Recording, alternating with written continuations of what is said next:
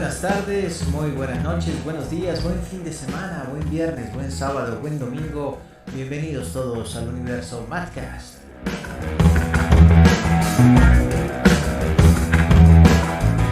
Bienvenidos a este miércoles en donde nos encontramos con toda la actualidad política, la mejor opinión, aquí en Punto de Mira. Si usted va caminando por la calle, está en un parque, está cenando, está sentado en su casa, de pronto viendo algo de Netflix y siente que alguien lo observa, que hay un punto o tal vez una mirilla láser sobre usted, usted tiene toda la razón, usted está en el punto de mira.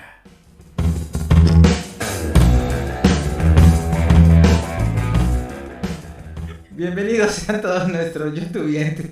Yo tratando de hacer serio aquí las cosas y no se puede, ok. No se puede. Bueno, bienvenidos a todos. Gracias por su compañía, por permitirnos entrar en sus hogares, en sus bolsillos, en sus teléfonos. Le doy la bienvenida, como todos los miércoles, aquí a Punto de Mira, a nuestro queridísimo Highlander de Madcast, nuestro queridísimo Álvaro de Jesús Forero. ¿Cómo estás, Álvaro? ¿Cómo te va? Bueno, como siempre, les respondo a todos ustedes súper bien, mejor imposible. Me Estamos alegra. listos frente a la mira para iniciar con este programa de Atrás, ¿no? hoy. Porque atrás, porque si frente es que... Atrás de la mira, sí. Atrás, Es que me exacto. van a disparar, claro. Eso, nos toca atrás, sí. Estamos listos pues para iniciar con un tema que les va a gustar mucho, va a ser muy instructivo especialmente, porque hoy tenemos una invitada muy especial. Se Pero llama antes déjeme Ángela. decirle que te veo más joven hoy, Álvaro. Es que yo tengo ese problema, yo rejuvenezco, Sí. jamás envejezco. Benjamin Button Problem, ¿no? Era el... Sí. Sí, ok. Sí. Muy bien. Bueno, ahora sí, estamos todos muy emocionados porque tenemos una super invitada, así que Álvaro, por favor, haz los maravillosos honores. Yo estoy encantado aquí. Ya. Tenemos como invitada especial hoy a una médico veterinaria colombiana, residente en Noruega. Es además geóloga, tiene un máster en petróleos y allá Ángela se va a presentar. Ya ella pues... Tiene otro título que no dijiste. ¿Por qué faltó? Te faltó uno. Ingeniería agroindustrial. Otro. Ah, Falta otro ¿cuál? ahí. Que es tu hija. Ella está en... Ah, claro. Es que... ¿Se acordó? ¿Se acordó? Aparte de eso, claro, es mi hija. Sí. Entonces, pues, es un orgullo muy grande tenerla aquí en este programa, especialmente por todas las cosas que nos va a enseñar, a transmitir acerca de los terremotos. Porque el tema de hoy pues, es un tema delicado, triste también. Vamos a hablar de Turquía y de Siria, de los terremotos que recientemente sucedieron en ese país. En la frontera entre Siria y Turquía, que ya ha cobrado más o menos hasta el día de ayer, sobrepasaban los 35.000 muertos y creo que faltan muchísimos más. Pero es el punto en que han abierto fosas comunes porque ya es muy difícil aguardar, digamos, que haya esperar personas que puedan venir a reconocer los fallecidos por todo ese tema sanitario. Ayer escuchaba un señor que hablaba de su familia, que decía que eran más de 40 los desaparecidos de su familia y señalaba un edificio que tenía enfrente donde acababa de pasar unos momentos antes había logrado sacar a su mamá y a su tío muertos y decía que de su familia ahí nomás en ese lugar había más de 20 personas. Entonces no es un problema pequeño, es una tragedia muy grande para el mundo, para ese pueblo. Y creo que hoy vamos con Ángela, desde su profesión como geóloga, a entender qué fue lo que sucedió allá, por qué fue tan fuerte por qué causó tantos destrozos y cómo se produce un terremoto. Ese y otros más, pero básicamente el terremoto en Turquía le afectó así. Estamos hablando de la falla de Anatolia. Entonces, sí, hay más. Bueno, pues sí, es un tema muy complicado, un tema que pues imposible no abordar desde cierta nostalgia, ¿no? Y tristeza. Nunca es agradable hablar sobre este tipo de tragedias por el dolor que producen. Sin embargo, hay cosas lindísimas dentro de las noticias que he tenido la oportunidad de recopilar por el oficio. Encontré una lindísima, pues es durísima también, de un padre que abrazó a su hijo durante el terremoto y el padre murió, pero el niño de 2 años está vivo. Entonces, cuando uno ve ese tipo de cosas, dice, capaz tenemos todavía una esperanza nosotros los seres humanos, capaz. Pero bueno, ¿quién más puede abordar este tema desde lo científico que una persona, una mujer con la experiencia y conocimientos como Ángela, a quien es un honor, completo honor, tenerla hoy aquí en este redil con nosotros? Ángela, bienvenida. ¿Cómo estás? El honor es mío. Muy bien. Esperando para las preguntas, para que hablemos sobre el tema. Bueno. Para que lo pueda explicar de la forma más fácil, para que cualquier persona, hasta un niño, lo pueda entender. Bien, perfecto. Pues entonces, no sé si quieres hacer alguna introducción o si nos vamos al tema o cómo quieres. Vámonos al tema directo. Bueno. Que hay mucho que hablar. Muy bien. ¿Qué es lo que pasa? Si me permites, Álvaro, ¿arranco? Claro, no, bueno, tranquilo. Sí. ¿Qué es lo que pasa, tan respetuosos y cordiales que somos aquí, ¿no?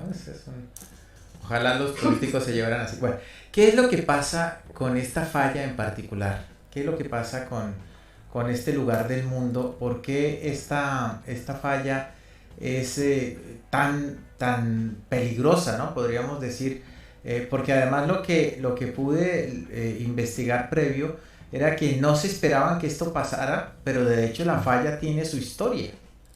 Se sabe que existe esta falla y que es tremenda. Entonces, ¿qué pasó ahí? Bueno, si puedo dar mi opinión. Mi opinión. Claro. Es que no se sabía, porque se sabe sobre la falla de Anatolia, sino que no se puede predecir tan fácil. Okay. ¿Por qué? Porque los mecanismos que hay para predecir terremotos hasta hoy en día son muy precarios. Son muy, por así decirlo, ineficientes. Ineficientes por el rango de tiempo desde que se registran las vibraciones hasta que se puede anunciar. Ese es el problema. Porque si lo pudieran anunciar 1 hora antes, media hora antes, inclusive al menos 5 minutos antes. 5 minutos antes, imagínate, con 5 minutos tú te tiras por la ventana. Algo haces. Sí. Pero por ejemplo, por eso digo que no es que no se sabía, porque se sabe. Y se sabe, además también, que la falla de Anatolia, que está en la placa continental tectónica de Anatolia, es una de las placas continentales placa tectónica más pequeña, que se llaman microplacas, porque son placas en el mundo, tenemos placas tectónicas de diferentes tamaños, pero por ejemplo la de Anatolia, la de Turquía, es de las más pequeñas. Y esa produce terremotos como la de Ecuador y la de México. Creo que son así, tipo terremotos como la de Ecuador y México. Ciudad de México, de los peores. Claro. Claro. Cuando hablamos de earthquake, de terremotos, ¿no? Sí, sí. Entonces, no es que no se sepa. es que no hay medidas para prevenir. Eso es otra cosa. Porque aparte de eso, todos los minisismos y sismos que hubieron antes, porque estamos hablando de este terremoto en específico. Y los terremotos que hubieron también antes, creo que fue en el 2000, ¿qué era eso? ¿El 2016? ¿2011? No me acuerdo bien el dato. Pero hubieron también terremotos muy fuertes en Turquía, si ya hablamos solo de Turquía, como en Izmir, que es Barato Izmir. Izmir es la parte medial de Turquía, hacia el mar de Mármara, el mar Egeo, Mármara, es ya Mármara, Izmir. Y también desbarató Izmir igualito que ahorita, y fue en menor rango, fueron 6.8, algo así, mucho menos. Entonces no, el dato de no sé es para también no crear responsabilidad por parte de gobiernos, obviamente. Claro. Sí puedo de eso. Porque, y es mi punto de vista, porque además también lo que sé es que en Turquía, al menos lo que es Estambul, siendo la capital y la ciudad más importante, y que también está, y que esa está por encima o al norte de la falla norte de Anatolia, porque Turquía las tiene por todo el norte, la atraviesa todo el norte y la atraviesa todo el sur. Ahí la frontera está cortada con las placas, con la placa tectónica, con las fallas principales de la pequeña placa de Anatolia. Entonces es un lugar muy sísmico, tectónicamente hablando, muy activo. Aparte que son tierras muy porosas. Son como, no sé si ustedes se han comido suspiritos, se llaman en Colombia, los suspiritos. Sí. Esos dulces que son de azúcar y huevo. Clara de huevo batida con azúcar, sí. Exacto. Haz de cuenta, para explicarlo así, como dije que iba a explicar como si para que lo entendieran los niños, es algo así parecido. Es como si la litosfera, la tierra de aquí para abajo, allá, fueran suspiritos. Súper frágil. Entonces no solo, exacto, son muchos aspectos, no solo es que es tectónicamente activo, es también que hay cosas que se hacen en la superficie de la Tierra que ayudan a eso. Como un ejemplo, y que no se habla de eso, las aguas subterráneas, siendo que es tan poroso, cuando le quitas las aguas subterráneas lo vuelves más susceptible. Claro, por supuesto. Más frágil, por así decirlo. Cuando rompes la tierra, cuando haces minería, cuando haces detonaciones de bombas, cuando haces muchas cosas que no deberías hacer para acelerar el desastre natural, los desastres naturales, o sea, para acelerar que la tierra se acomode, para acelerar que la tierra responda a cosas. Porque en edad de desastres geológicos o desastres naturales son muy largos los años, son millones de años para que las cosas se muevan como se están moviendo hoy en día. Por ejemplo, las placas tectónicas en el mundo, que es la tierra donde pisamos, por así decirlo, se desplaza, se mueve en continuo. Y por ejemplo, que los continentes más o menos se separan que 1 centímetro o algo así por año, eso no es mucho. Pero a gran escala, eso es algo, ¿no? Y eso es lo que podemos medir en superficie. Ahí abajo no sabemos, no es que se pueda saber mucho. Imagínate, ese terremoto fue ¿a cuánto? ¿17 kilómetros? 18, sí. 18 kilómetros sí. Abajo. Sí. Supuestamente, ese es un rango por medición de geofísica y sismología. 18 kilómetros abajo, eso es mucho. Y 18 kilómetros abajo, para que llegue una ondita y se registre y puedan decir, oh, va a haber un terremoto, ni han mencionado va a haber un terremoto que ya está temblando. Va muy rápido. Entonces el problema es el poder prevenir. El problema no es que se mueva la Tierra se está moviendo en constante. Es algo que es dinámico, como todos nosotros y como todo lo que es la biología, todo es dinámico. El problema es que las ciudades las ponen justo en sitios de riesgo. No es que las pongan, sino que se forman, ¿no? Eso es como algo que por años y años de años es inevitable. La gente las desarrolla en esas zonas por muchas razones. Sobre todo económicamente hablando. Entonces, si las ciudades las desarrollan en esas zonas donde hay más riesgo, pues el cobro de vidas va a ser más alto. Claro. Y que yo sepa, abajo donde hubo el epicentro, donde hubo un gran daño, son ciudades muy pobladas, como 10 millones de personas tiene esa ciudad. En menos de 20, 30 años creció hasta los 10 millones de personas en la ciudad más afectada. Pues, sí, hay una densidad demográfica también como hecha para el desastre. Sí. Exacto.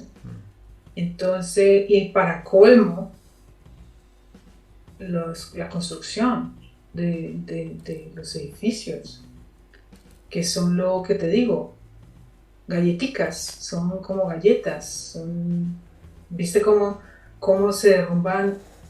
No que de fácil, pero sí cómo se desmoronan, porque no caen en bloques enteros, cayeron como polvo, sí. La mayoría. Y eso quiere decir que, como hablaba, ¿por qué? Porque en las ciudades tú construyes con lo que hay alrededor. Tú no vas a traer material del norte para construir al sur. Tú construyes con lo que tienes ahí. ¿Y qué tienes? Puro material poroso. Son puras cascaritas de huevo. Y con eso construyen allá. Para colmo, tú sabes, ¿no? Cómo construyen. Sí, no, ¿Barato? Sí, las regulaciones se las pasan. Obvio. Sí, eso no, claro. Y hay una cosa que en construcción es, ¿cómo se dice? Como la resistencia no sé cómo se le llama, la resistencia del edificio, no sé cómo se le dice en español, si el edificio hay que demolerlo o no. Y la mayoría de edificios en lo que es Turquía, Europa del Este, todos esos la mayoría de los edificios están en rojo. Claro. Por ejemplo, en Rumania, que yo sepa, tienen los edificios afuera un círculo rojo. O sea, viva acá bajo su propio riesgo.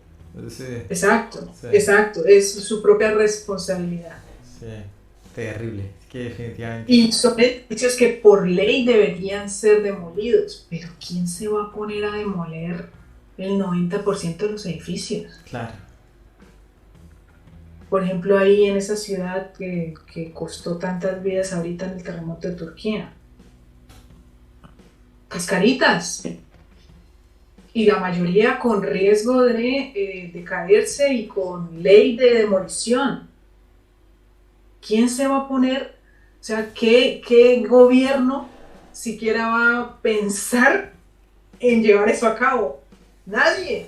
Bueno, vino el terremoto y hizo lo que el gobierno no. O empezar a construir que porque los terremotos. Sí. Llevamos años con terremotos. Esas zonas de la tierra que son más riesgosas llevan años con terremotos. ¿Y quiénes son los únicos que han hecho algo por construir un edificio a prueba de terremotos? Los japoneses han hecho algo ahí, pero por los edificios importantes. El resto de Japón se va a caer. Punto. Entonces algo que hay que ponerle lógica a veces también a las cosas. En este mundo vivimos así, embutidos en edificios baratos que se van a caer, pero es la posibilidad que tiene la gente de obtener. Es la única posibilidad de obtener por lo que yo puedo acceder es a un apartamento barato, en un bloque barato, probablemente con circulito rojo, que yo sé o no sé que en algún momento se va a caer. Y por eso es que hay tanta gente embutida en las ciudades de esa manera, con construcciones precarias, en donde si viene un sismo, aunque sea chiquito, 6 punto algo, 5 punto algo, uno de 5 punto algo, un poquito más al norte, de hace no sé cuántos años, igual, se murió casi toda la gente de ese pueblo, pero como si no llega algo muy grande en algo muy importante, entonces no se toman medidas. Pero lo que digo, las medidas son muy complicadas de realizar.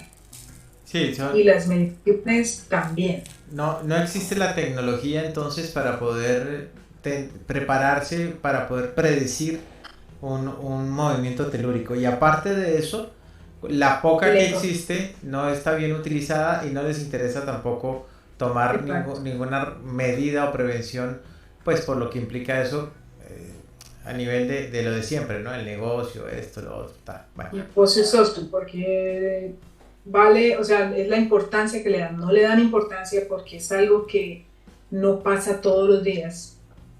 Si fuera que todos los días tuviéramos sismos, imagínate tú, viviríamos en gelatinas para que no se caigan. Claro. Pero como no, entonces depende de la importancia que le dan. La importancia es muy poca, casi cero, podría decir yo. Por ejemplo, que yo sepa, en Turquía, en Estambul, eso le voy a decir, no lo dije, en Estambul, el sistema de prevención de sismología solo le avisa a los rescatistas 5 segundos antes. Opa. ¿Qué es eso? No, para ponerse el casco, si acaso. El sistema más eficiente en el mundo avisa con 8 segundos, 10 segundos antes. ¿Qué es eso? No. Entonces, y eso en Estambul, que Estambul es Estambul. Bueno, tú que estuviste. Me refiero a que Estambul es Estambul. Claro. La magnitud y lo que mueve Estambul como para que el sistema de sismología avise 5 segundos antes a los rescatistas, no a la sociedad. Y para colmo, decían que habían 10 o algo así. Lo poquito que pude mirar, habían como 10 centros de recolección de datos sísmicos, como 10, de los cuales como 8 no servían, una cosa así. Entonces, si ni siquiera sirven, es como la alarma de incendio de tu casa. Entonces dices, ¿pero qué? Se va a quemar la casa. No sirve la batería. Déjala, cambiamos luego. Porque es que es algo que es poco probable que se incendie la casa, según tú. Es poco probable. Y porque es... si sucede una entre mil. Y porque tú no lo estás viendo y no te sucede constantemente. Entonces tú dices, se daña la batería, después la cambio. Después la cambio, pasa un mes, pasan 2, pasan 3, y no has cambiado la batería del sensor de incendio. Porque crees que no es importante.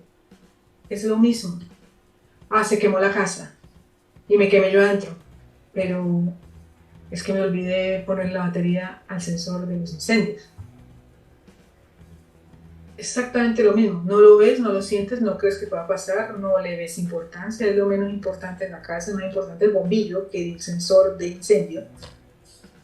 Claro. Entonces, Sí, te quedas dentro, sí, claro. Es bien paradójica la cosa, ¿no? Tenaz. ¿no? Bueno, Bueno, Ángela,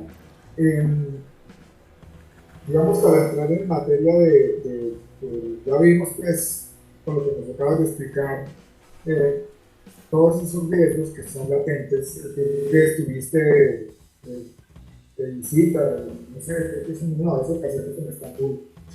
Eh, sí, sí, creo que hay una falla frente a Estambul, en el Mar Negro.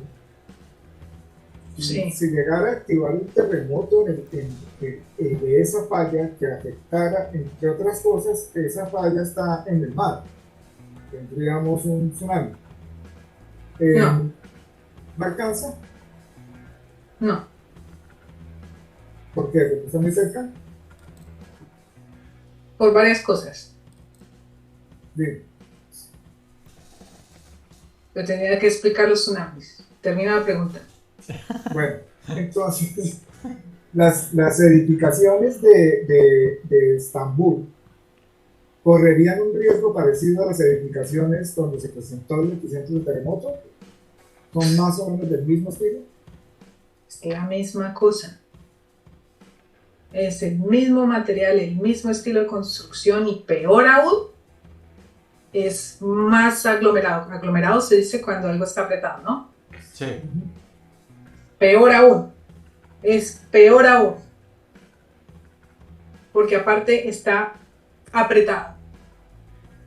Y si no me equivoco, en el centro de Estambul, por ejemplo, si tú caminas, quien conoce Estambul, quien ha visto Estambul, quien ha chequeado cómo es Estambul, Estambul obviamente es una ciudad muy vieja, la ciudad vieja, la parte central es muy vieja. Y quien ha caminado el centro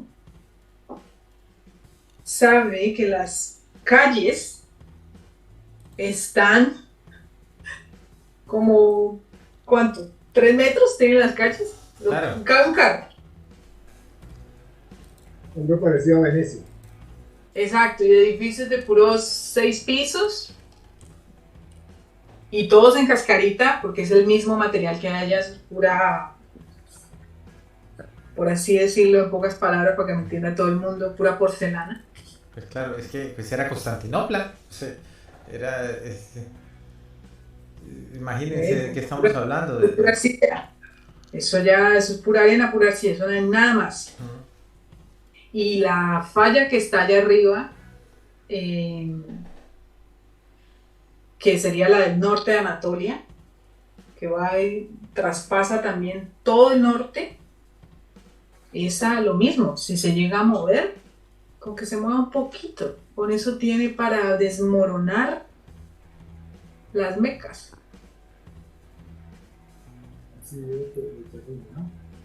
Se desmorona totalmente, es el mismo material de construcción, es el mismo suelo donde se ha construido. Es peor aún porque Estambul tiene, o sea, es una mega ciudad, el peso que tiene, Claro.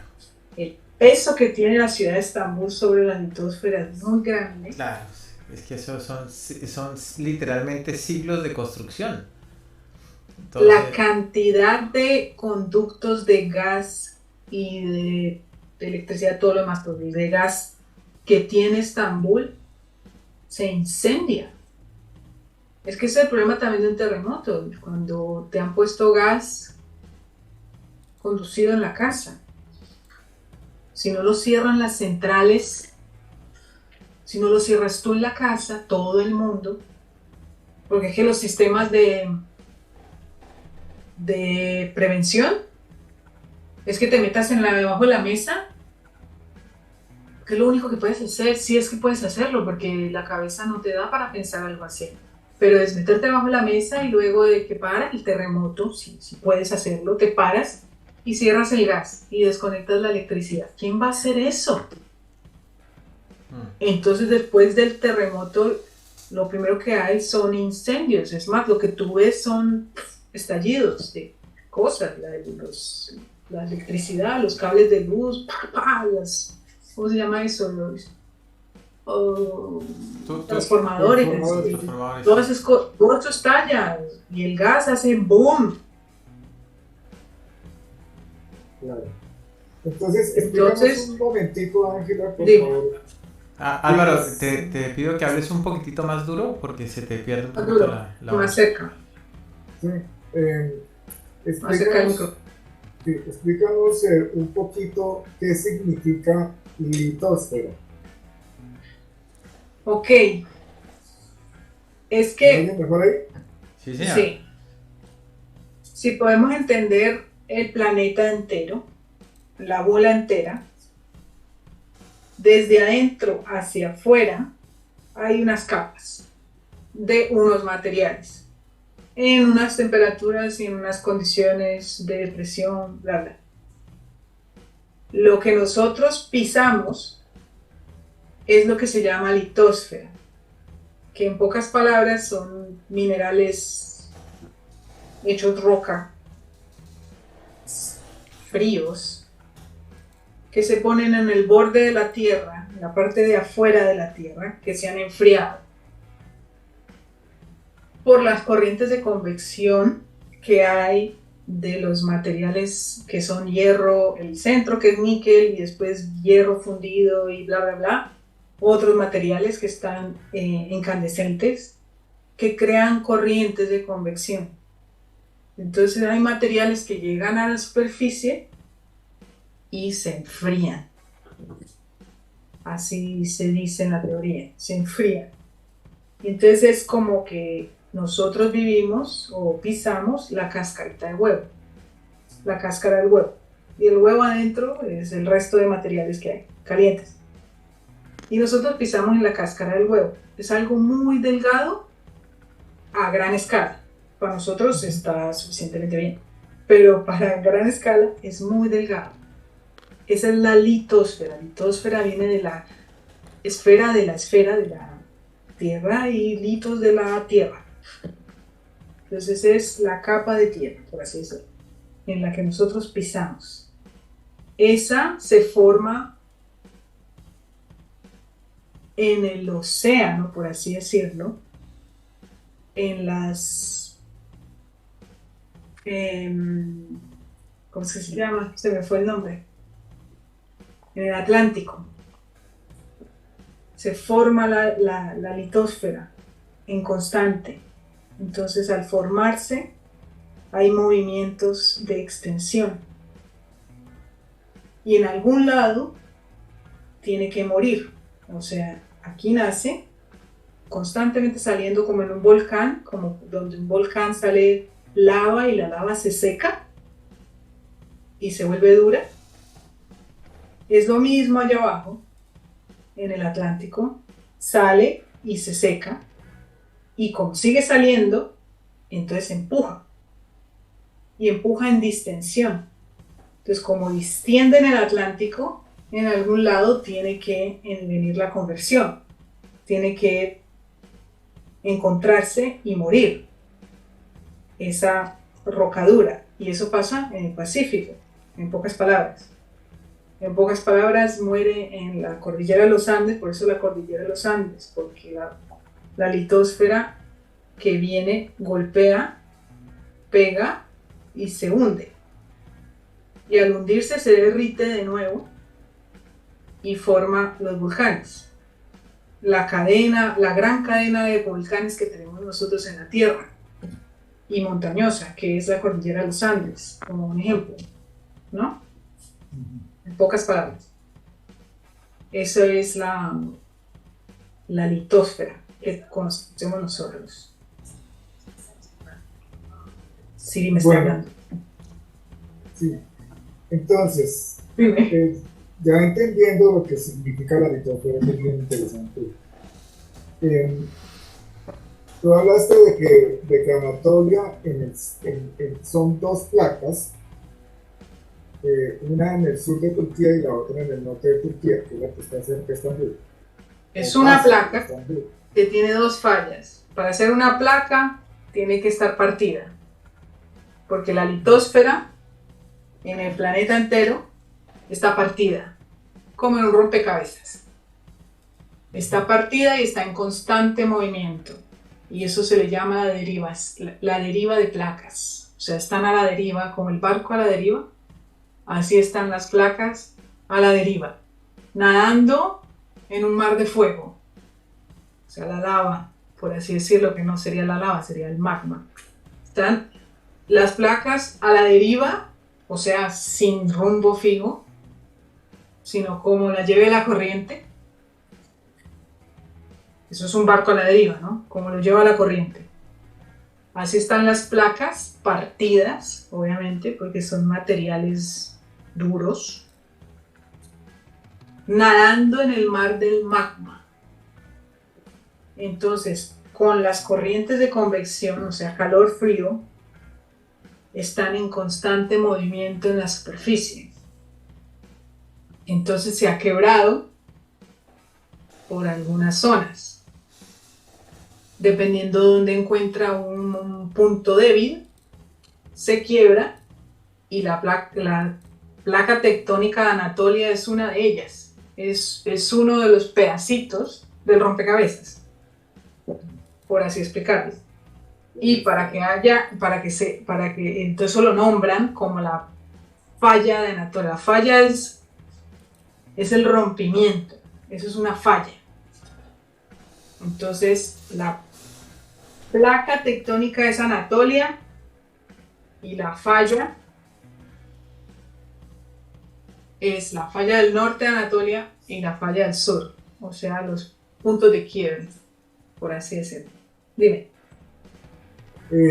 Entonces, donde sucedió el terremoto de ahora es, digamos, una parte de esa falla, como nos estás hablando, de una placa en movimiento quebrada.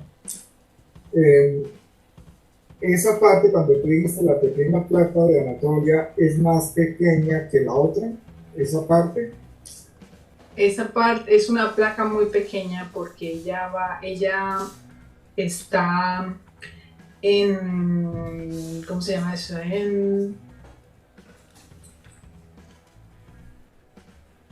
Cuando un país tiene frontera, como decir, en frontera con el norte, con la falla de Anatolia, está la gran placa tectónica euroasiática, que eso es toda Europa y Asia, por así decirlo. Es enorme. Y luego está la de África, la de Arabia.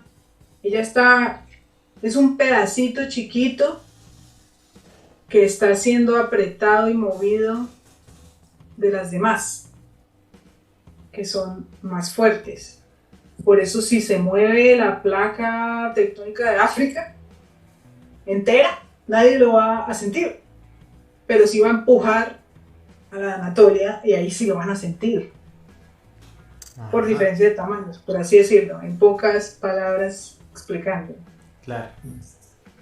¿No? Claro, sí. Ahí vamos entendiendo muy bien la cosa, ¿no, Álvaro? Sí, sí, sí. Pero entiende mi pregunta. O sea, sí, es una placa muy chiquita. Pero los movimientos... Que sufre la presión de las otras placas y por eso entonces es complicada, digámoslo así, tiene más probabilidades de convertirse en tragedia. Es que como les expliqué, las placas están rotas, ¿no? En ciencia, cuando tú rompes algo,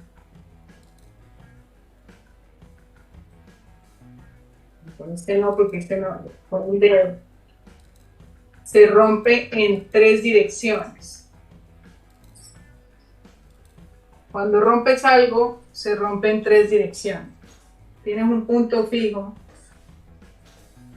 y siempre hay 3 direcciones de rompimiento. Igualito le pasa a las placas tectónicas. Esto es un punto de calor.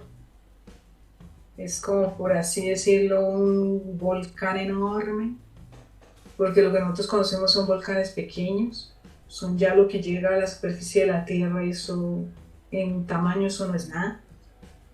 Pero abajo, en las bases de las placas tectónicas, los rompimientos son muy grandes. Por eso pues no se ve como se ve en la superficie, porque en la superficie hay otras cosas que generan que nosotros veamos, oh, lo tan bonito que se ve como explota un volcán. No, ahí abajo no están así, algunos. Pero ¿por qué explico esto? Porque yo hablé del nacimiento de la litosfera, el nacimiento de la Tierra donde vivimos. En el Mar Rojo es un pedacito de esto. Es un rift. Rift significa que que hay esto, sale, rompe el material y luego lo empieza a abrir. Ya. Es el Mar Muerto. Y lo abre en distensión y mueve a la placa arábica.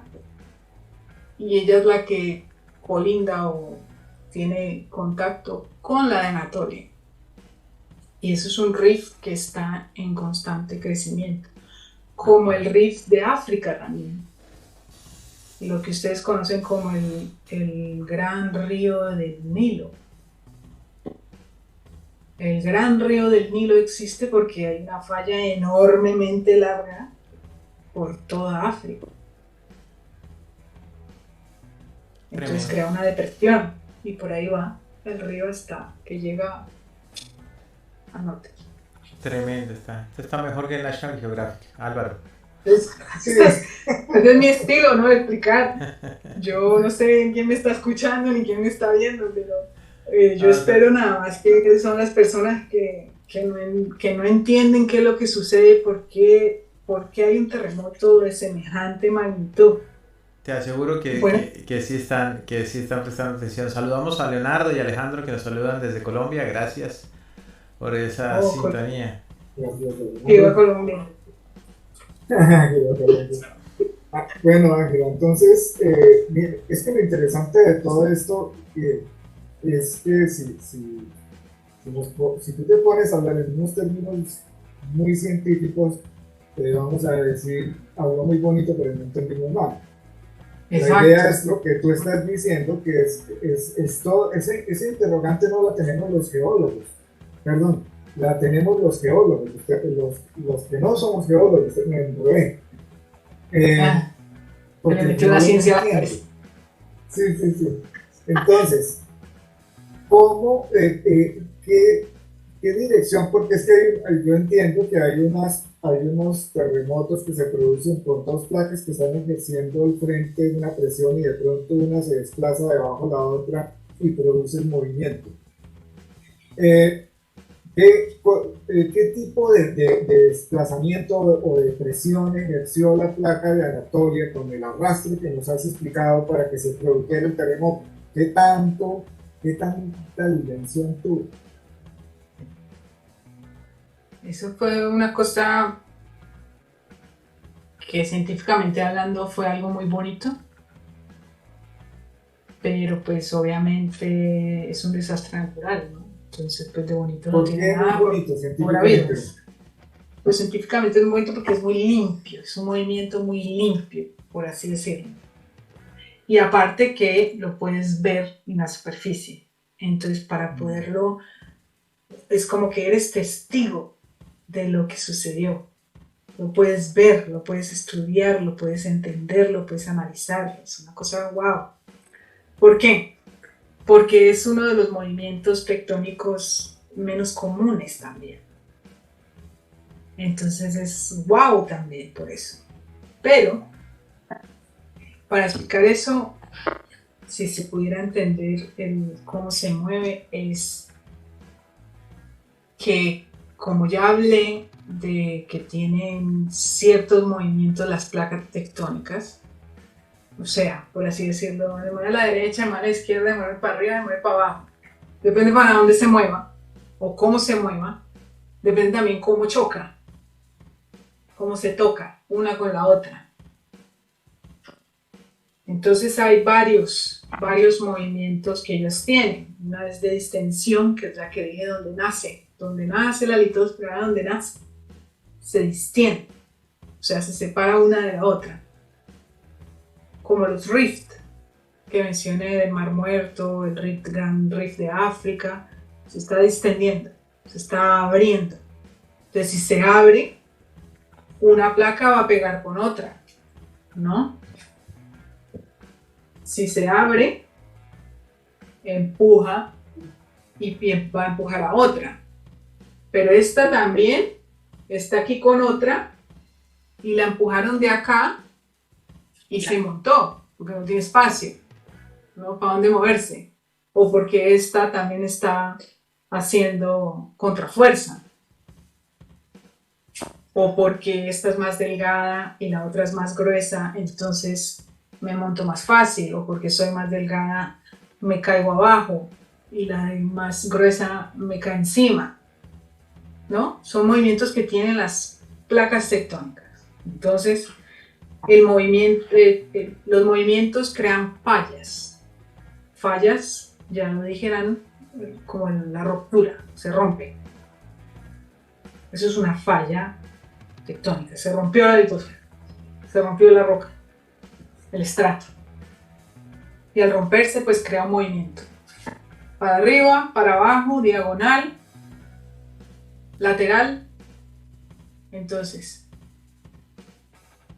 lateral, extensivo, diagonal, extensivo, o sea, se extiende, se distiende o se converge. Entonces, se encuentra o se separa, por así decirlo.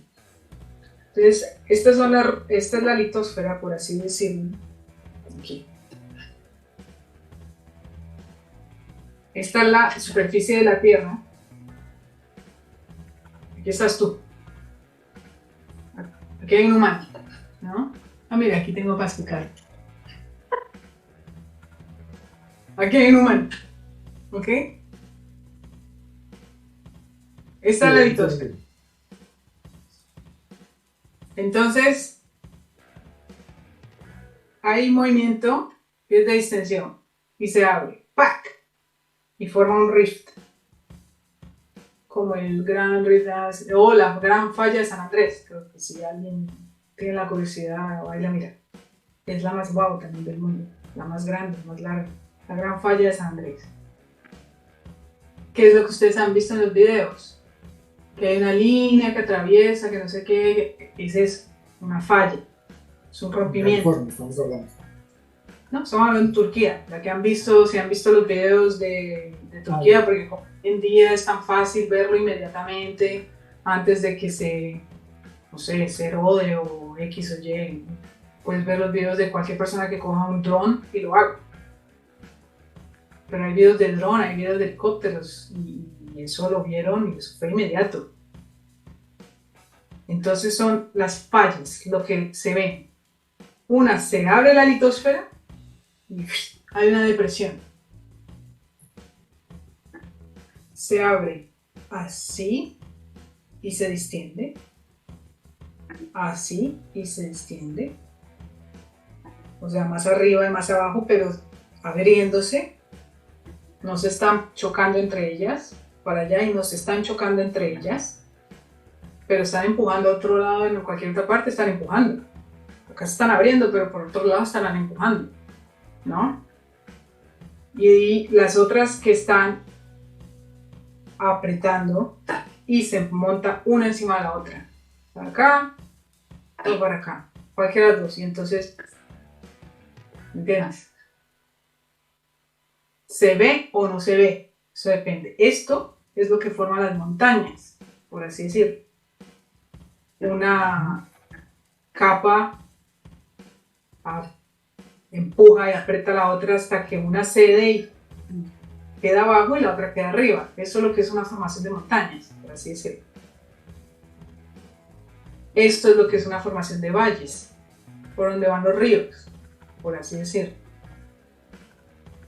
Ustedes han visto los ríos y que las carreteras van por todos los ríos, porque la forma más fácil de construir una carretera es por el valle. El valle le llaman, ¿no?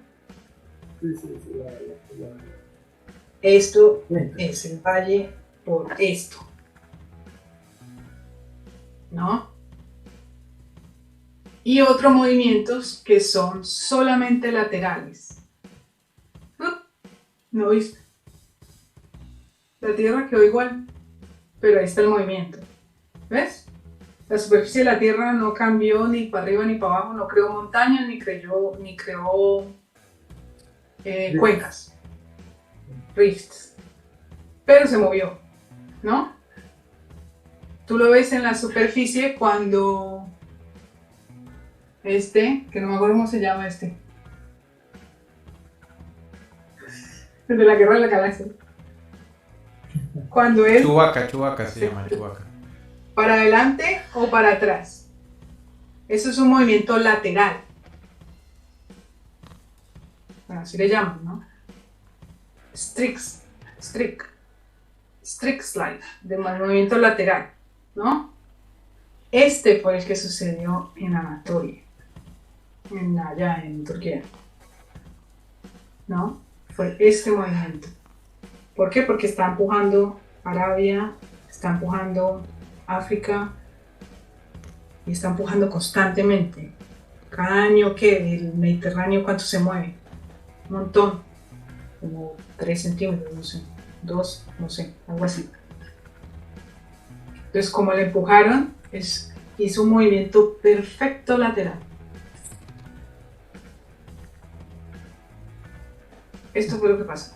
Se movió lateral. Hizo esto, patinó lateralmente. El problema fue que fue muy brusco. A eso le llaman, eso tiene unos factores que es la presión y la rapidez del movimiento, por así decirlo.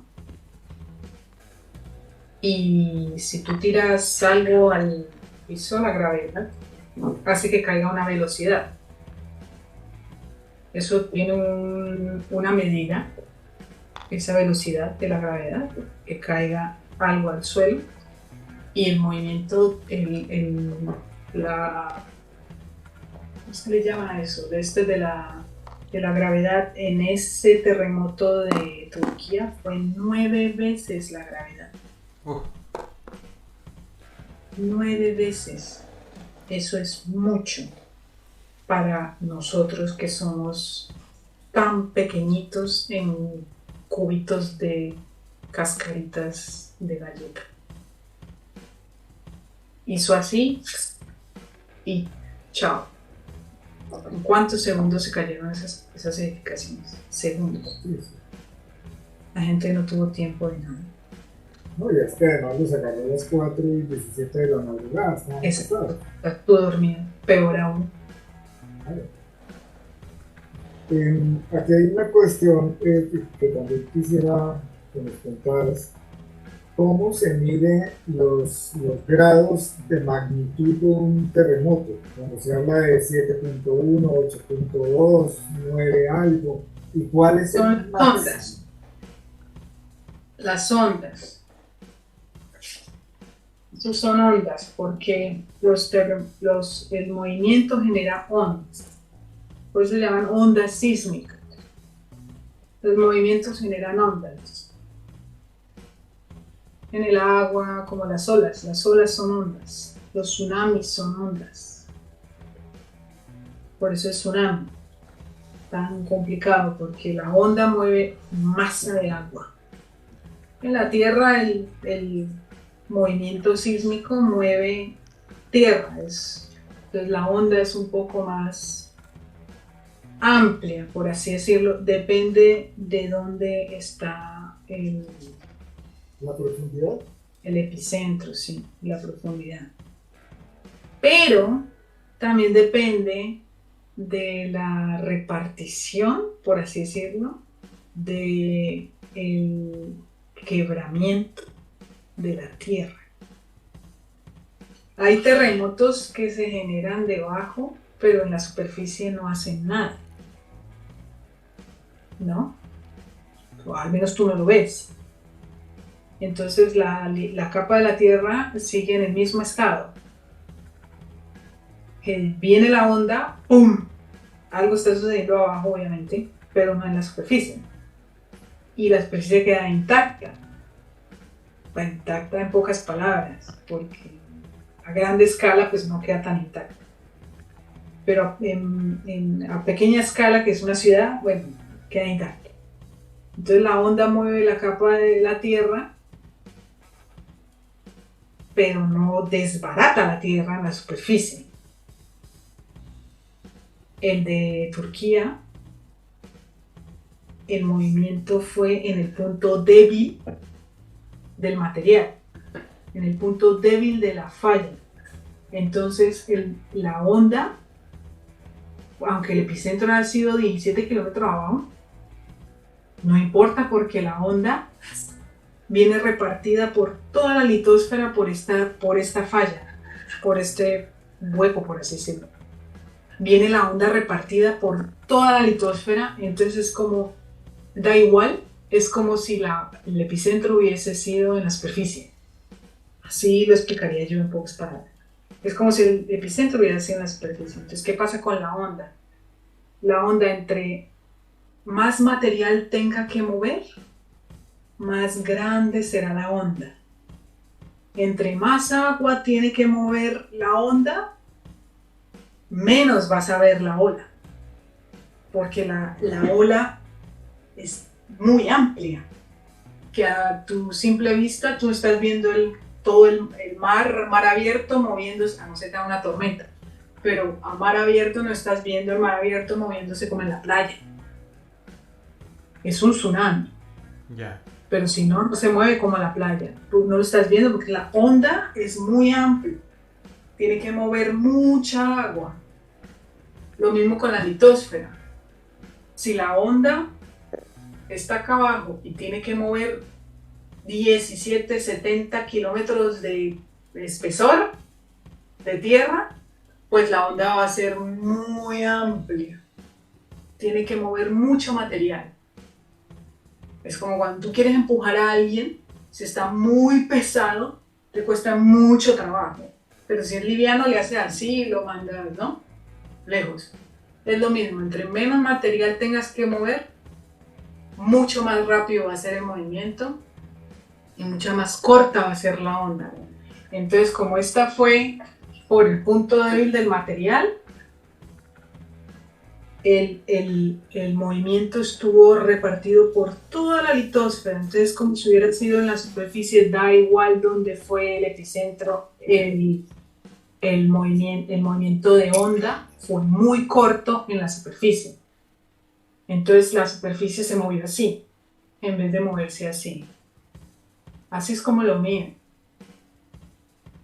En pocas palabras hablando, ¿no? Es como, ¿qué tan duro me sacudió la onda?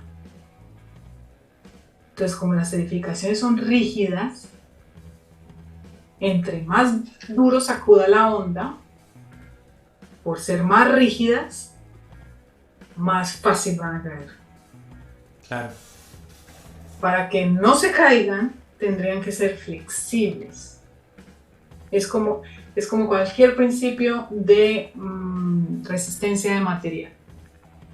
Si tú no haces ejercicio, tus músculos van a estar como rígidos, como no tienen flexina, no tienen elastina, no son flexibles. Si tú no haces estiramientos, tú no eres flexible. Cuando estás llegando a viejo, pierdes esa flexibilidad si no haces nada también, ¿no? Si tú pierdes esa flexibilidad de los músculos, alguien te pega o te caes al piso y es mucho más probable que tu hueso se quiebre. Claro.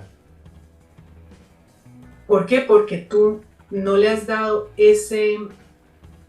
esa masa flexible al cuerpo, no la has trabajado.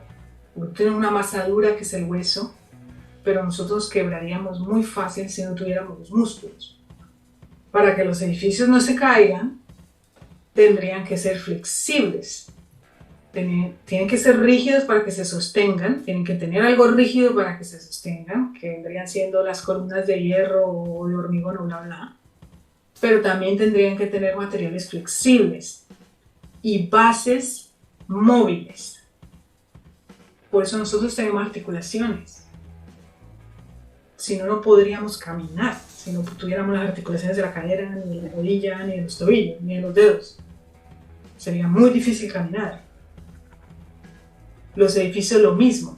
Si el edificio no tiene una base flexible, movible y está rígida, la onda lo sacude todo y lo primero que hace es empujar de arriba.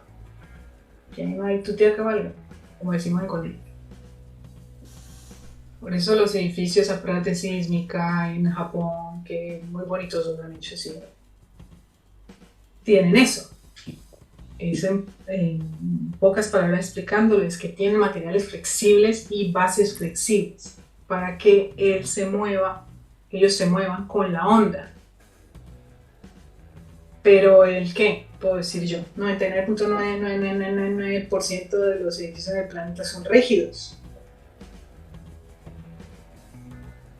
Entonces no hay forma, se van a caer. Claro.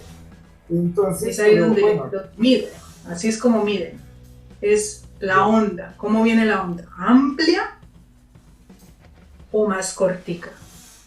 Entonces, entre más cortica, más check, se mueve más. Y entre más haga así, peor aún para los materiales rígidos de la superficie. Claro, mayor es la destrucción. Mayor es la destrucción, obviamente. Yo no sé qué tan cierto será lo que voy a decir, pero yo me acuerdo que mi abuelo hablaba hablaba sobre los terremotos tectónicos. Yo no sé si existen, si es una realidad, que no eran en esta forma, o sea, generando ondas, sino que se sacudían de esta forma. Es más o menos lo que nos estás explicando de las ondas corticas. Lo que decía tu abuelo era el que era más suave o tectónico, como decía tu abuelo, no sé. Sí, que se movía en esta forma. El que se mueve aquí. El terremoto no lo sentía uno así, o sea, el movimiento no lo maqueaba uno de lado a lado, sino que más o menos de arriba hacia abajo. Exacto. El que te movía así es la onda, más corta en la superficie, que hace así. Y el otro que dices que te sacude de lado a lado es como el barco. La onda va más amplia es en kilómetros. Muchos más kilómetros de amplitud que la que es más corta, obviamente, y que te hace dar más check. Entonces sí. Bueno, entonces si ya más o menos entendí un poco todo esto de la formación de las montañas, de acuerdo a las placas que se sobreponen unas sobre otras, hablemos un minutito de los tsunamis, a ver cómo se forman, qué pasa con ellos, por qué unos llegan a tener unas olas devastadoras con una fuerza cuando llegan a la tierra brutal, como el que vimos en Japón o en Indonesia, me parece que fue el otro, no me acuerdo. ¿Qué sucede con los tsunamis? ¿Qué pasa ahí?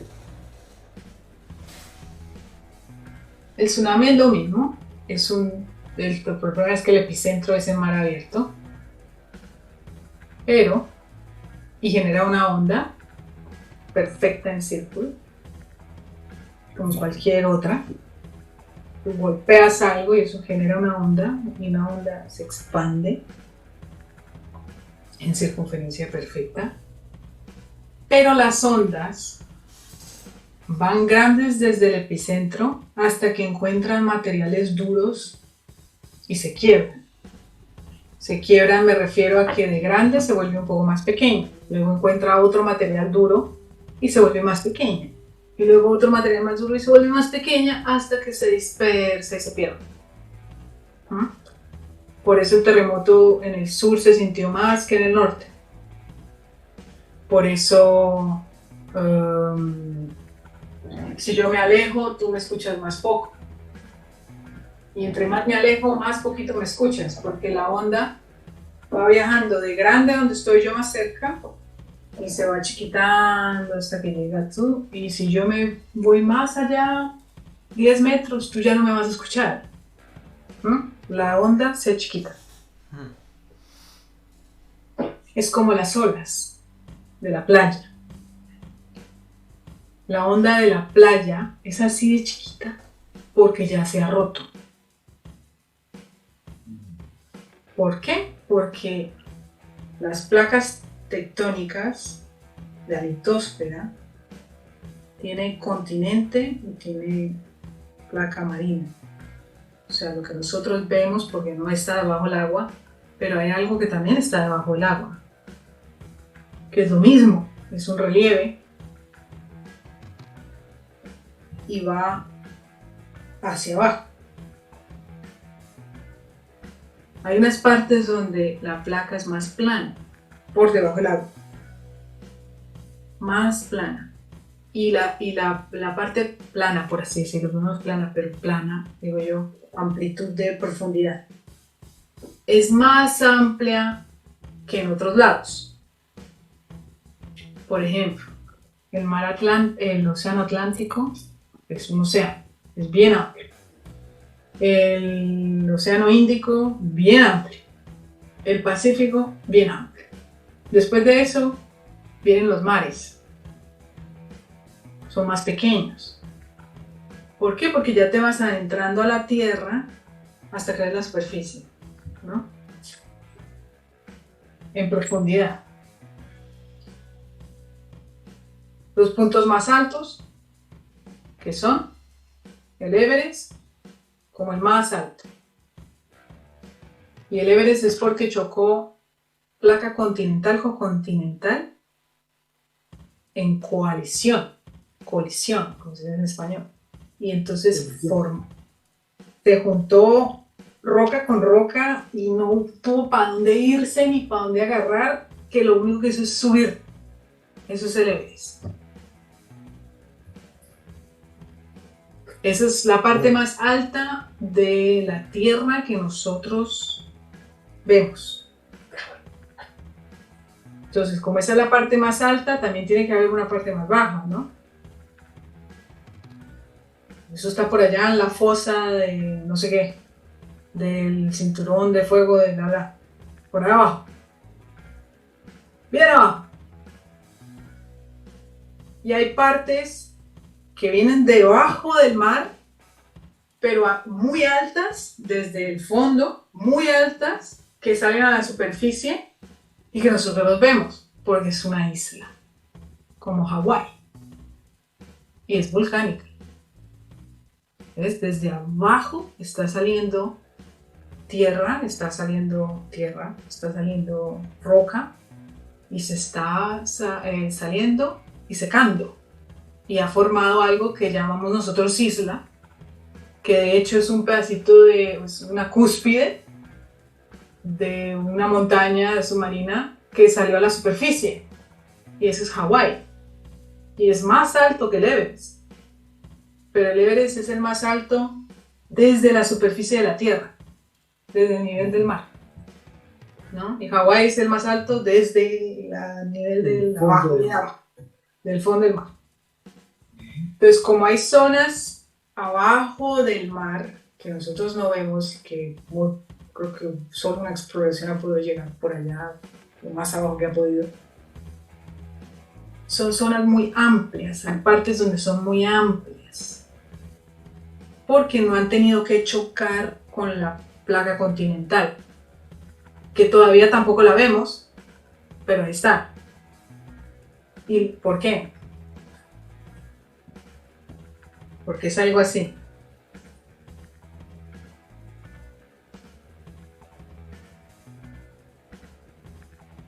Por así explicarlo. Ese es el fondo del mar, la placa marina, y luego viene la placa continental, y aquí ya vivimos nosotros. Estas zonas de mar el océano de hecho, unas son muy amplias y cargan mucha agua. El tsunami es que si el terremoto o el sismo se genera por ahí en esas zonas amplias, traen mucha cantidad de agua para formar una onda bien amplia. El problema del tsunami es dónde choca. Hay zonas de la Tierra que son abruptas. Y choca aquí, ¡pum! Y se forma una ola más pequeña.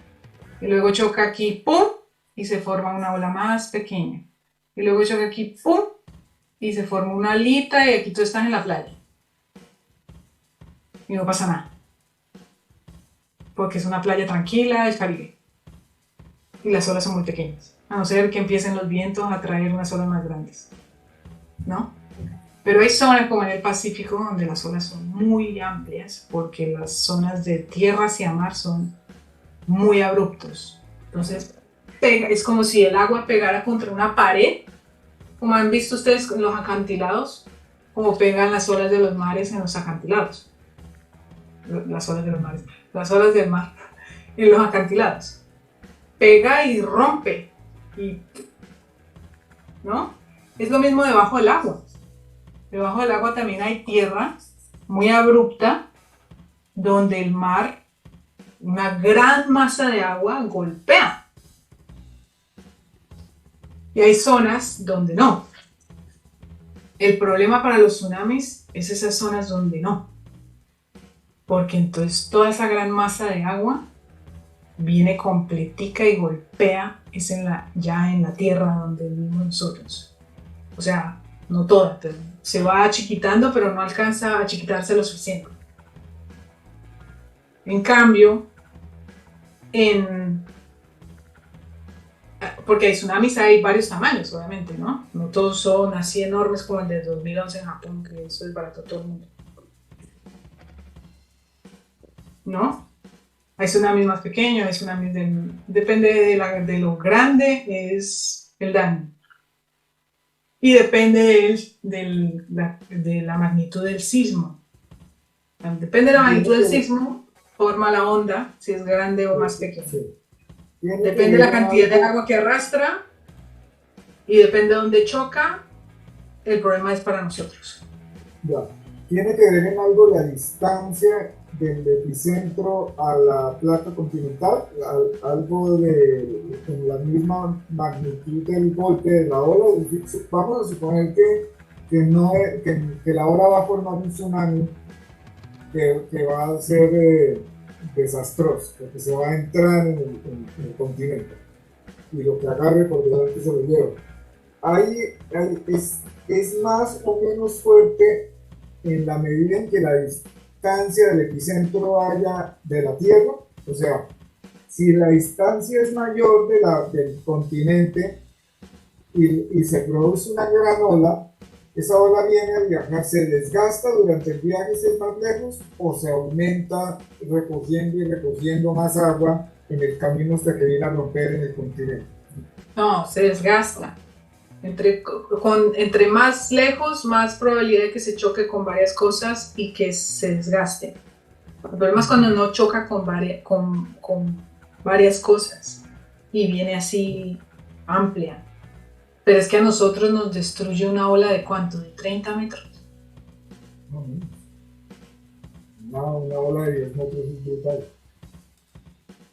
Pero lo que hicieron eso en el 2011, eso fue como de cuánto, sí, no fue mucho. El problema es cuando entra tierra y empieza a arrastrar. Cuando entra tierra y empieza a arrastrar. Ahí es cuando ya... Exacto, porque ya entonces arrastra materiales duros que a nosotros nos matan, nos trituran. Es como... Es diferente a lo que pasó en Armero. Es diferente, porque en Armero viene recogiendo material de arriba, o sea que entre más material recoja, abajo va a ser peor. ¿Qué pasó en Armero? El volcán nevado del Ruiz tenía pues es una cadena de volcanes que hay, que se llama el Parque de los Nevados en Colombia, en la cordillera central. El volcán Nevado del Ruiz es un volcán activo, pero tenía mucho tiempo que no hacía erupción, ¿no? Aunque hay movimientos. Él comenzó con un proceso de calentamiento, inclusive nosotros lo notamos sin saber que era una vez que estuvimos allá arriba en el tiempo que ya sea alta montaña, y en la nieve sobre la superficie del volcán, en la parte plana, ya en la parte alta, se forman lo que llamamos nosotros en esas regiones los penitentes, que son montículos de nieve uno detrás del otro seguidos, que son el deshielo que ha habido, pero que deja esos montículos y parecen un montón de personas arrodilladas. Eso se le dice los penitentes. El volcán produce una explosión y tiene una capa de hielo muy grande, y aparte de eso la montaña, nosotros estuvimos más o menos como un año después en la cima, después de esa erupción que nos dejaron subir, y la boca que dejó es muy grande, apuntando hacia el Tolima, hacia donde se dirigió. Agarró la cuenca del río Lagunilla y venía todo ese casquete de hielo que se derritió, más toda esa cantidad de montaña que se vino abajo del mismo volcán, y todo lo que fue agarrando su paso por la cuenca, entre árboles, rocas y todo eso, se convierte como en una trituradora. Cuando llega al Valle de Armero, que es un valle donde se expande, que es donde estaba el pueblo, los que sobrevivieron y alcanzan a contar, era de noche, dicen que ellos escucharon un ruido tremendo y de pronto una cosa inmensa, oscura. Oscura es que si hubiera sido de día lo hubieran visto el tamaño de eso, pero no me imagino qué tamaño podría traer, al punto que se regó en el valle, ahí se detuvo, pero sepultó una población con 25.000 personas. Eso fue lo que pasó ahí, en Armero. Es un tsunami terrestre, se puede llamar, la verdad, ¿sí? No.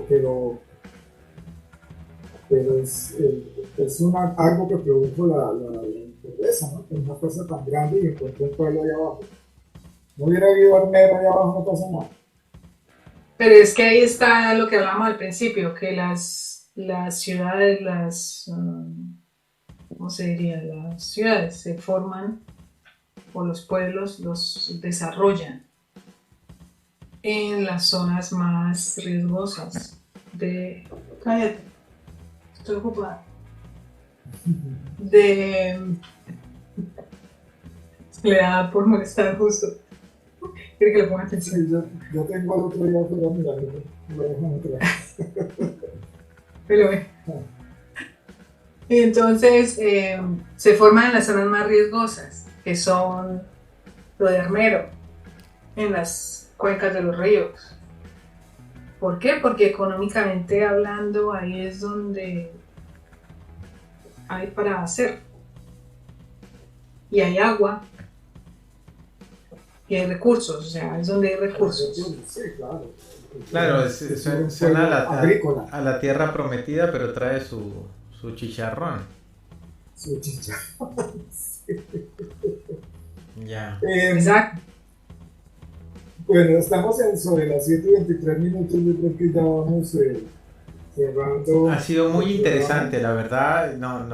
Ha sido muy, muy descriptivo, y creo que nos ha permitido entender qué pasó con ese tremendo sismo, ¿no? Sí. Visto así lo podemos, no sé, es más entendible. Claro, porque es que uno entiende muy poco estas cosas.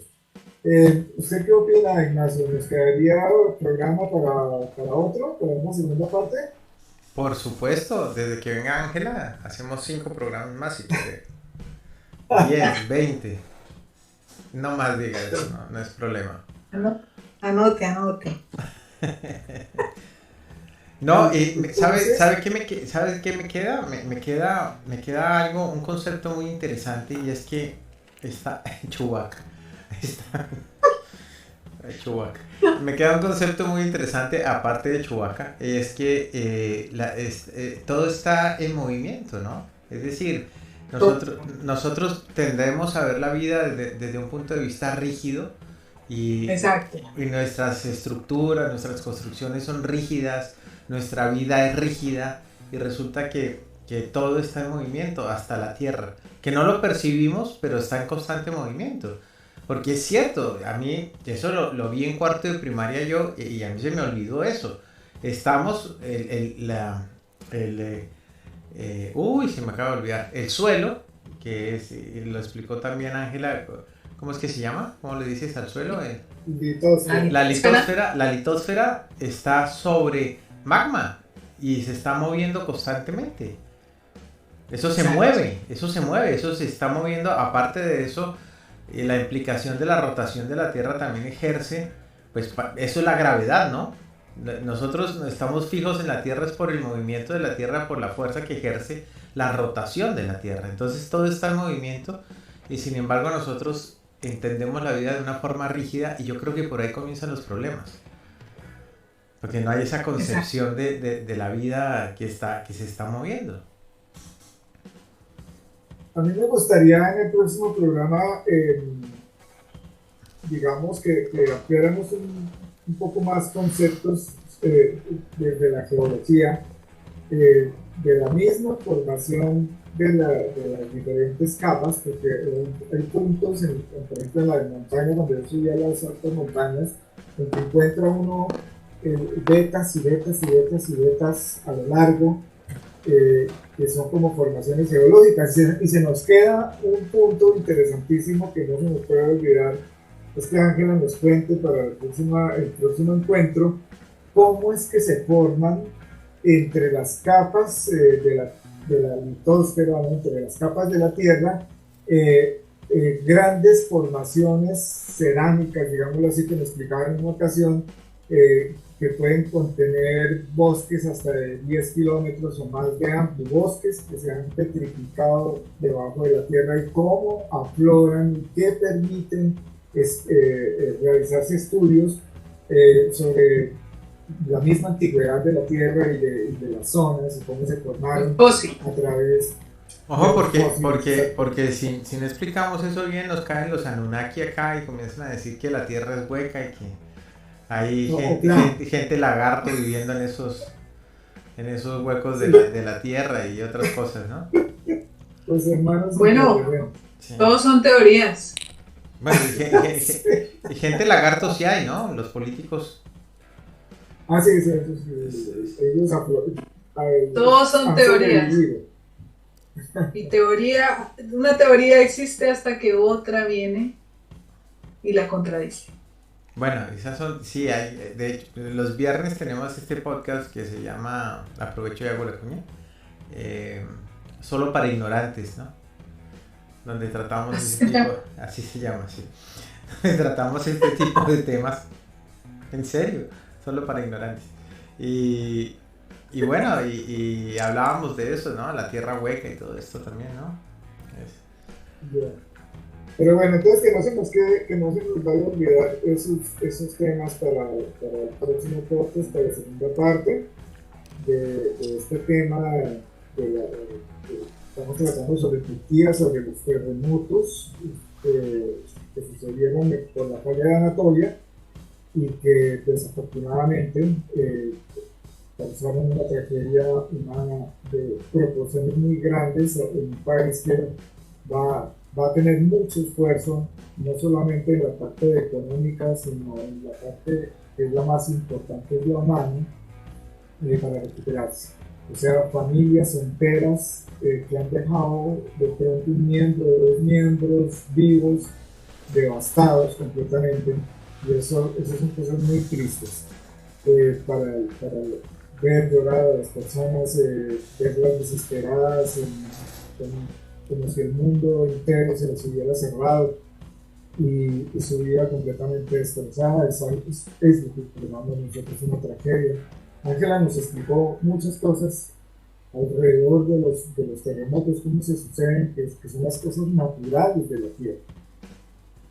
Pero como nosotros somos frágiles y somos humanos y vivimos sobre la litosfera, entonces y construimos sobre ella, y sobre todo cuando hablaba de Estambul como una ciudad que sí tiene una cantidad de habitantes, no recuerdo en ningún momento la cantidad ahora, obviamente ejerce un peso muy grande sobre una placa de la Tierra que está fracturada prácticamente por todos los Entonces, que vuelvo y digo, imagínate, era Constantinopla, o sea, ¿cómo no va a haber peso ahí? ¿Cuántos eones de civilización humana están puestas sobre ese suelo? Y no es que hayan dicho, vamos a sacar esto, no, construyen sobre lo que estaba construido, sobre lo que estaba construido, sobre lo que estaba construido, dragan, hacen, bueno, Y otra parte que me gustaría mucho que Ángela nos documentara para el próximo programa, que no se nos olvide de notar, es qué fue lo que hicieron los incas en el Cusco para que esas construcciones que ellos realizaron en especialmente en Machu Picchu, no se vinieran abajo por los terremotos. O sea, la forma como encajaron las piedras de las construcciones al punto que las construcciones que levantaron los españoles de ahí para arriba se cayeron en los terremotos y los incas siguen en pie. Eso también merece una mención, digámoslo así, para esta segunda parte, ya alejándonos un poquito de Turquía y yéndonos un poco más hacia todas estas cosas interesantes para en el tercer programa. Entonces vamos a hablar ya sobre la escatología, que era lo que yo le comentaba a Ignacio, que es cuando suceden este tipo de tragedias, ya sea un tsunami, sea un terremoto o sea alguna cosa terrible, huracanes y todas estas cosas, la gente comienza a hacer cábalas generalmente de lo que estaba escrito como las profecías del fin de los tiempos. Entonces vamos a hablar también en otro programa, no en el siguiente, sino en la parte tercera, sobre este tema que es bien interesante, porque vamos a entender qué es una profecía, por qué se produjeron en el tiempo que se produjeron, qué era lo que estaban anunciando y qué parte, digámoslo así, Dios puede tener injerencia en estas cosas o no tener. Entonces... bueno, bastante versátil el tema. Sí. Entonces, ya ver, Ignacio. ¿Ah? Ya son mucho satanismo. Entre más profundo, más peligroso. Y si hablamos de las construcciones de los incas, aparecerá alguno que nos dirá que fueron hechos por extraterrestres, ¿no? También es... claro. Es otra teoría. Es otra teoría, sí. Bueno, sí, Álvaro, decías... ¿Alguien tiene algo más que decir, Ángela, Ignacio, para cerrar? Ángela, ¿qué nos quieres dejar antes de despedirnos? No sé. Bueno, como el tema era del terremoto de Turquía y de los terremotos en sí, yo creo que, y la gente como en general no entiende y no, o sea, entra en pánico. El problema ahí en un terremoto realmente es la gente, porque la gente no está preparada, la gente no está... Hoy en día con el internet es mucho más fácil, entonces yo le haría una invitación a la gente a ser un poquito más consciente de lo que es prevención, y la prevención empieza por cada persona. Yo sé que la gente es diferente y tiene personalidades y formas de reaccionar diferentes, pero en general la gente entra en pánico. Y tú entras en pánico cuando no sabes, no conoces, no sabes qué hacer. Entonces hay mucha gente que no sabe nada de cómo manejar la situación, de qué hacer. Hay gente que no le pone atención para nada a eso porque no es miedosa o porque no le importa o porque nunca le ha sucedido. pero eso te puede salvar la vida a ti y tú poder salvar la vida a otros. Si puedes, ¿no? Porque son cosas impredecibles. Pero sí, yo invitaría a la gente, ya que el internet ayuda muchísimo, a revisar, a estudiar un poquito, a ver unos, no sé, unos videos, unos podcasts, unos videitos de YouTube, qué hacer en casos de emergencia. Porque la gente al entrar en pánico es un daño en vez de una ayuda. Y en un terremoto, cualquier desastre natural, los únicos recursos que existen son las personas, son los humanos. Ahí no hay pala que ayude. Ayudan más 5 manos que una pala. Y los recursos del gobierno pues van a llegar bien tarde para las zonas más importantes. Para el resto no. Bueno, muy Me bien. refiero a los tractores, todo esto, a los grupos de ayuda. Eso va a llegar muy tarde, y si es que llegan, y si no, llegan a lugares más importantes. Entonces la gente, el único recurso que tienes en un momento de emergencia es la gente, los humanos. Y la gente tiene que saber qué hacer. Depende de dónde vives o a dónde vas, hay cosas que pueden suceder. Si quedas en buenas condiciones y quedas vivo, te puedas ayudar a los demás. Para eso hay que saber un poquito, tener en cuenta algunas cosas. Es solo una invitación a interesarse sobre prevención. Bueno, O pues acción. muy bien, una magnífica recomendación. Álvaro. ¿No? Ya estamos en el tiempo y lo que me queda es invitarlos para dentro de 8 días para esta segunda parte. Creo que va a estar bastante interesante porque vamos a tocar otros tópicos que tienen que ver con el planeta, con nuestro planeta, y que de una u otra forma nos afecta porque en él vivimos. Entonces, quedan cordialmente invitados para el próximo miércoles a la misma hora en el mismo canal. Bueno, muy bien, pues agradeciéndole a Álvaro, por supuesto, y también encantadísimos de haber tenido a Ángela hoy aquí también. Ha sido un verdadero placer. Y a Dios gracias, placer que se va a repetir. Así que muchísimas gracias. Y bueno, a todos nuestros amigos youtubientes, gracias por estar ahí. Y recuerde, si usted está tranquilamente de pronto dándole de comer a unas palomitas, cuidando a su gato, paseando en bicicleta y siente que alguien lo observa, usted tiene razón, usted está en el punto de mira. Nos vemos la semana entrante.